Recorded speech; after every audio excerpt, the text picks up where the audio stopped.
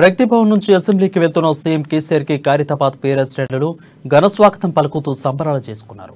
19,000 కోట్ల రైతు రుణమాఫీ చేయాలని ఆర్థిక శాఖ సీఎం కేసీఆర్ ఆదేశాలు ఇవ్వడంపై పార్టీ శ్రేణులు హర్షం వ్యక్తం చేశారు.